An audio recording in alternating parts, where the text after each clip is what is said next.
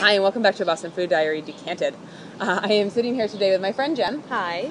And we are out in the glorious sunshine of this beautiful summer day. And I invited her over to drink a little rosé wine with me. What do you think? Sounds fabulous. So I have to say I rarely shop for rosé wines because they have this reputation of being this sugary, sweet drink. Yeah, they totally do. It's so sad. Rosé wines they got a bad rap. The American public was really introduced to them as rosé wines or pink wines through White Zinfandel. And White Zinfandel is not the best representation of what these wines can do. It is very sugary, it's very sweet, it is not what these are. These are actually very dry. They're both going to be very, very dry wines and full of really great flavors from red wine grapes. So very different than what you're experiencing with that White Zinfandel. So I don't know if you guys can see here, but this rosé is much lighter in color than this one. And I was hoping you could explain how they are so different in color. Totally. The really cool thing about rosé wines is really how they're made. So they're made by red wine grapes. And what happens with a red wine normally is that the juice that's kind of pressed out of the grapes sits then on the skins of the grape for 6 to 8 weeks.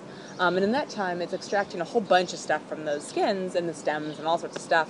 And one of the things that's extracting is color. Now, every grape is a very different entity from itself. Every different variety has different aspects to it.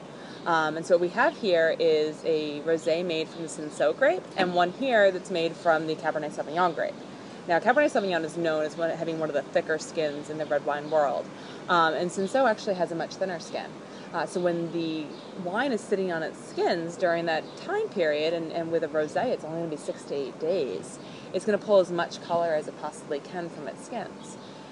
The Cabernet Sauvignon just has more color to give than the Cinsault does, so it's going to give a little bit more color, and that's the only reason why that's a different color.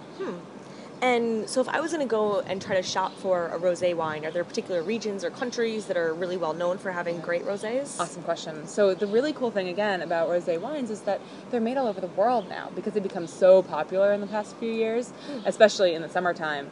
Everybody's making them now. So you can go to France and grab one, you can go to Spain and get one, Italy's making them, the US is making them.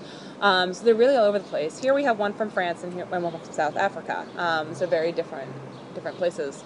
But actually the ones that I love, and if you can find them, pick them up because they're awesome, is a little area in South France called Tavel, T-A-V-E-L, and they only make rosé wines. They don't make anything else. They don't make red wines. They don't make white wines. All they make are rosés, and they're usually Grenache and Cinsault mixed together, or some variation of different groups because they're south. Grenache is pretty heavy there, and they are just so cool. They're so good because there's so much concentration on making a really great rosé. Where can you get those? They're not easy to find. Okay. I won't lie to you. They are not so easy to find. But here in the city, I know that the Wine Emporium down in the South End has them. Oh, okay. And I've had them in stock all summer, and also the Urban Grape has had them in as well. So those are two to definitely check out. Okay. And then in terms of pairings, if you wanted to have this with a meal, what kinds of food can you eat a rosé with? Rosés are so much fun. They are so much fun to pair because they have some of the characteristics of a red wine. So where you would take a red wine and maybe pair it against something that's really, really flavorful, and very often you would do a nice big piece of steak or a burger or something with a red wine. You can very easily do that with a rosé, but still get that crispness of the white. Where it's clean and refreshing, and you're not dealing with the kind of that more heavy flavors that come along with a red wine. So they pair very nicely with grilled items. They can stand up to the smokiness of them. Obviously, you can definitely do a nice seafood salad with them, or a chicken dish, or something along those lines very easily. Any type of vegetarian item would be awesome with it as well. Okay. Anything just really concentrated in veggies. Awesome. And you always chill rosé wines, or? Definitely keep them chilled. Okay. Maybe not as much so as a white, and definitely not as little as a red, but definitely keep them chilled.